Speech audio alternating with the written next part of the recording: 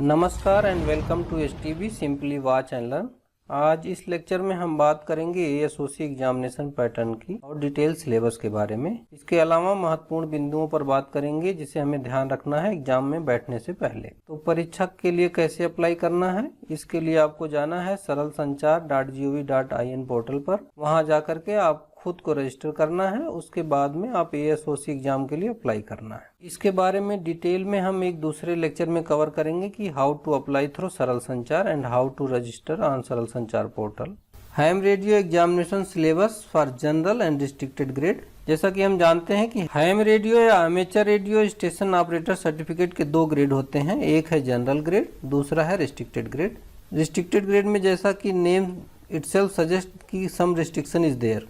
इस कैटेगरी के licence holder को हैम रेडियो ऑपरेट करते समय कुछ एक रिस्ट्रिक्शंस रहती हैं जिसका पालन करना होता है, जैसे कि पावर रिस्ट्रिक्शंस, मोर्स कोड अर्थात CW यानी कंटिन्यूअस वेव मोड आदि का इस्तेमाल नहीं कर सकते हैं। अब आते हैं एग्जाम पैटर्न के बारे में। तो एग्जाम के 2 पार्ट होते हैं, पार्ट 1 और पार्ट 2। पार्ट 1 में क्या होते हैं, 2 सेक्शंस हैं, section A and section B। Section A है radio theory and practices, section B है रेडियो रेगुलेशंस। एंड पार्ट 2 है यानी मोर्स टेस्ट, जिसमें 8 वर्ड्स पर मिनट का टेस्ट किया जाता है, रिसीविंग और ट्रांसमिटिंग दोनों में। और ये पार्ट 2 एग्जाम केवल जनरल ग्रेड के लाइसेंस पाने के लिए पास करना अनिवार्य है, जबकि रिस्ट्रिक्टेड ग्रेड में केवल पार्ट 1 एग्जाम देना होता है, जिसमें सेक्शन A है radio theory and practices and section B है रेडियो रेगुलेशन। रिस्ट्रिक्टेड ग्रेड के लिए केवल पार्ट 1 एग्जाम अपीयर होना होता है, जबकि जनरल ग्रेड के लिए पार्ट 1 यानी रिटन टेस्ट और पार्ट 2 मोर्स कोड दोनों में पास होना जरूरी है। अब ड्यूरेशन ऑफ एग्जामिनेशन देखते हैं। जनरल ग्रेड के लिए ड्यूरेशन ऑफ एग्जामिनेशन 2 आवर्स होता है, जबकि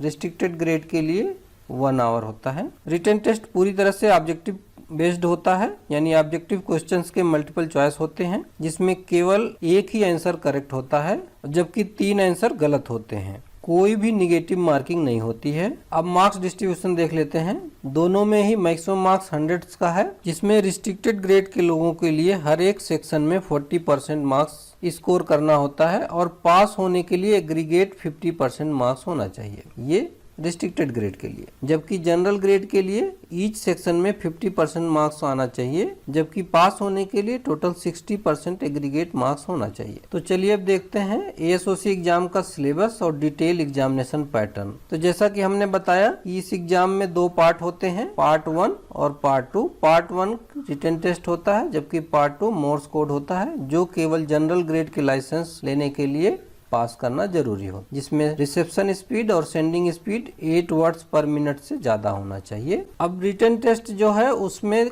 2 सेक्शंस होते हैं। पहला सेक्शन है रेडियो थियरी एंड प्रैक्टिसेस, दूसरा सेक्शन है नेशनल और इंटरनेशनल रेडियो रेगुलेशंस। इसके बारे में जानकारी आपको होनी चाहिए, इसका टेस्ट होता है। यहाँ एक चीज नोट कर लीजिए कि applicants holding degree in engineering science और diploma in engineering and having studied electronics और telecommunications shall be exempted from appearing in section A of part 1 of the test. कि जो लोग इंजीनियरिंग ग्रेजुएट हैं, जिन्होंने इंजीनियरिंग में इलेक्ट्रॉनिक्स या telecommunication subject पढ़ा है या डिप्लोमा में इलेक्ट्रॉनिक्स एंड टेलीकम्युनिकेशन सब्जेक्ट पढ़ा है, उन लोगों को पार्ट 1 एग्जाम के सेक्शन A में अपीयर होने की जरूरत नहीं, उससे एग्जम्पशन मिलता है उनको। इसके लिए करना क्या होगा, आपको अप्लाई करने के टाइम में आपके पास में जो भी डिग्री सर्टिफिकेट्स है उसकी अटेस्टेड कॉपी अपलोड करनी होगी सरल संचार पोर्टल पर। पार्ट 2 मोस्ट टेस्ट है, जो जनरल ग्रेड के लिए केवल पास करना जरूरी है, जिसमें sending and reception speed should be greater than और equal to 8 words per minute. चलिए अब सिलेबस देखते हैं रिस्ट्रिक्टेड ग्रेड का। जैसा कि हमने बताया कि इसमें पार्ट 1 एग्जाम होता है और उसके 2 पार्ट्स होते हैं। सेक्शन A है radio theory and practices,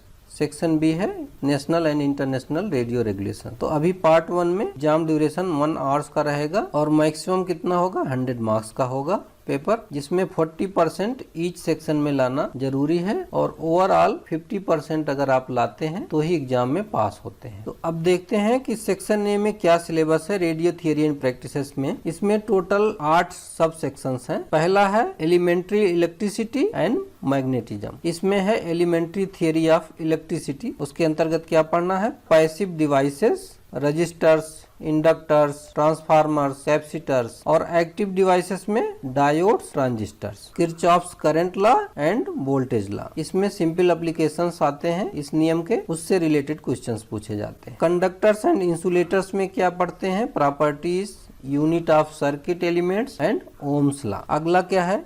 conductance में क्या पढ़ना है? Definition of self and mutual inductance. Power and energy में क्या पढ़ना है? उसका definition, unit and simple application. Permanent magnets and electromagnets में क्या पढ़ना है? Definition, properties and their use. Second sub heading है elementary theory of alternating current, यानी एसी पढ़ना है। एसी के बारे में क्या क्या पढ़ना है? साइनोसॉइडल अल्टरनेटिंग क्वांटिटीज, उसका definition of peak, instantaneous value, RMS value, average value और इसका सिंपल एप्लीकेशन। और क्या पढ़ना है? Phase, reactance, impedance, power factor, इनके डेफिनेशन, इनकी यूनिट्स और simple application. Parallel and series circuits containing resistance, inductance, capacitance, resonance in a series and parallel circuits और coupled circuits. Rectifiers, voltage regulation and smoothing circuits में क्या पढ़ना है? Voltage regulation, basic knowledge and simple application. Next topic है elementary theory of semiconductor devices.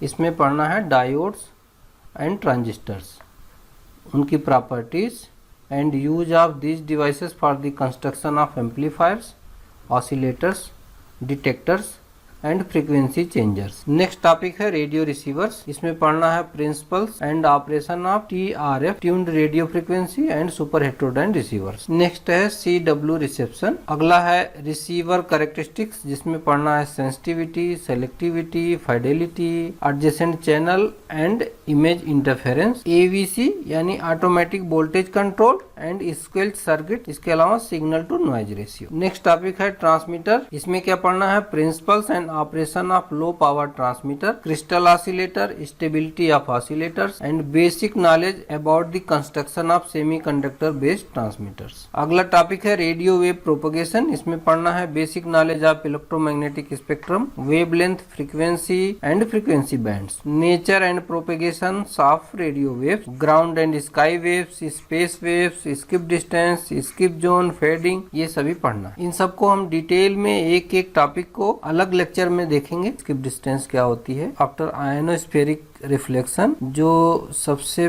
Nearest signal receive होता है को बोलते हैं स्किप डिस्टेंस। उससे कम डिस्टेंस पे कोई भी रिसीवर रखा हो तो वहाँ पे कोई भी सिग्नल नहीं रिसीव होता है। फेडिंग इस तरह से है कि आप जीन्स में फेडिंग देखते हैं, कलर का स्ट्रेंथ ज्यादा होता है, कम होता है, कि कहीं पे सिग्नल की स्ट्रेंथ ज्यादा होती है, कहीं पे कम होती है, कहीं पे जिस तरह। जब एक ट्रांसमीटर से ट्रांसमिट होने वाले रेडियो वेव्स कई जगह से रिफ्लेक्ट हो करके किसी एक रिसीवर पॉइंट पे मिलते हैं, तो अगर वो दोनों सिग्नल सेम फेज में होते हैं तो उसका स्ट्रेंथ बढ़ जाता है, लेकिन अगर एंटी फेज में होंगे तो इसका सिग्नल स्ट्रेंथ कम हो जाता है। इस तरह से कभी आपने सुना होगा कि शॉर्ट वेव पे जब हम कभी रेडियो सुनते हैं तो कभी कभी आवाज ज्यादा तेजी से सुनाई देती है, फिर बढ़ जाती है, फिर स्लो होती है, फिर तेजी से बढ़ती है। इस तरह की कॉन्सेप्ट को फेडिंग करते हैं। इसको दूर करने के लिए, इसको अवॉइड करने के लिए अरे ऑफ एंटीना का यूज करते हैं, जिसमें बहुत सारे एंटीना एक साथ मिल करके उनकी फीडिंग सेम रिसीवर को आती है, तो ये समस्या सॉल्व हो जाती है। नेक्स्ट टॉपिक है एरियल्स। इसमें क्या पढ़ना है? Common types of transmitting and receiving aerials. उसके बाद पढ़ना है फ्रीक्वेंसी मेजरमेंट। उसमें क्या देखना है?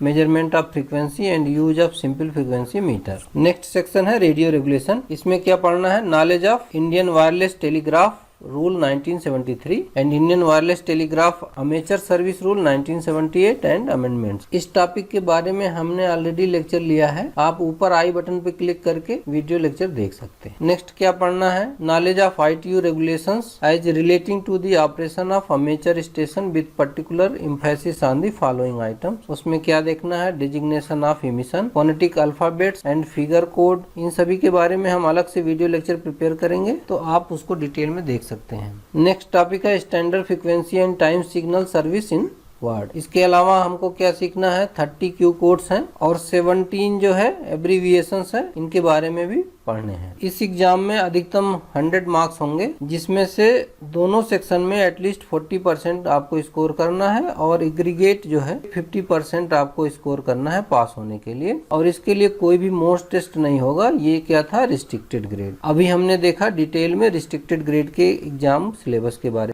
अब हम देखेंगे जनरल ग्रेड का सिलेबस, जिसमें रिस्ट्रिक्टेड ग्रेड का सिलेबस जो है वो सेम रहेगा प्लस कुछ एडिशन है। तो चलिए देखते हैं। जो जनरल ग्रेड का एग्जाम होता है वो 2 घंटे का होता है। उसमें मैक्सिमम मार्क्स 100 के होते हैं, जिसमें से ईच सेक्शन में कैंडिडेट को 50% मार्क्स लाना होता है और पास करने के लिए एग्रीगेट 60% मार्क्स लाना होता है। इस एग्जाम का पार्ट 1 क्या है? रिटन टेस्ट, जिसमें रेडियो थियरी एंड प्रैक्टिसेस है सेक्शन ए। सेक्शन ए में जो सिलेबस हमने रिस्ट्रिक्टेड ग्रेड के लिए बताया वो सिलेबस तो आपको पढ़ना ही पढ़ना है। उसके अलावा प्रिंसिपल्स ऑफ कम्युनिकेशन में ये 3 टॉपिक और ऐड हो गए, जिसमें elementary idea of analog and digital communication, need for modulation, amplitude frequency and phase modulation. इसके अलावा elementary idea about the demodulation. Next topic क्या उसमें और ऐड हुआ है? अल्टरनेटिंग करंट्स में basic concepts on construction of transformers, definition of transformer losses and transformer as matching device. इसी तरह सेमीकंडक्टर डिवाइसेस एंड ट्रांजिस्टर्स में 2 टॉपिक और ऐड हो गए हैं। पावर सप्लाईज में भी 2 टॉपिक और ऐड हुए हैं,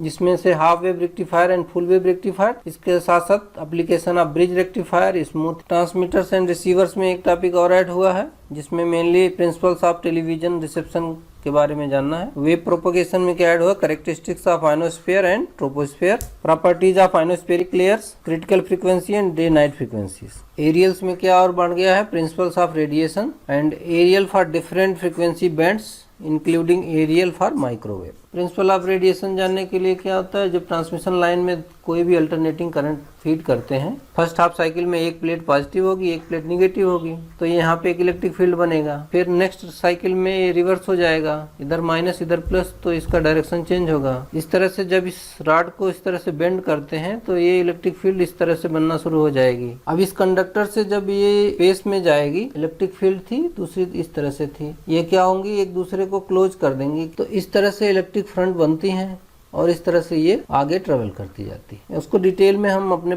लेक्चर में देखेंगे। नेक्स्ट है space communications, elementary principle of communications via satellite. Section B है रेडियो रेगुलेशन। उसमें सिलेबस वही है जो आपको रिस्ट्रिक्टेड ग्रेड के सिलेबस में था। जैसा कि हमने पहले ही बताया है अभी कि ये एग्जाम 2 घंटे का होगा, जिसमें मैक्सिमम मार्क्स 100 का होगा और ईच सेक्शन में 50% मार्क्स लाना है, जबकि पास होने के लिए 60% एग्रीगेट लाना है और इसमें कोई भी निगेटिव मार्किंग भी नहीं है। इसमें पार्ट 2 क्या है? मोर्स का टेस्ट है। मोर्स रिसीविंग स्पीड और transmitting speed simultaneously 8 words per minute से कम नहीं होना चाहिए। इस एग्जाम के लिए आपको एक प्लेन लैंग्वेज का पैसेज होगा लगभग 200 कैरेक्टर्स का, जिसमें बहुत सारे लेटर्स होंगे, बहुत सारे फिगर्स होंगे। इसमें आपको लगातार 5 मिनट के लिए टेस्ट में 8 वर्ड्स पर मिनट ट्रांसमिट करना होगा। उसी तरह से रिसेप्शन स्पीड होना चाहिए। टेस्ट में आपको कोई ओवरराइटिंग नहीं करनी है, अदरवाइज उसको एक एरर काउंट किया जाएगा और अगर मोर देन 5 एरर्स आपको उसमें है तो आप डिस्क्वालीफाई हो जाते हैं। सिमिलर वे में मोर सेंडिंग स्पीड भी आपको 8 वर्ड्स पर मिनट होना चाहिए और ये दोनों चीज साइमल्टेनियसली होनी चाहिए।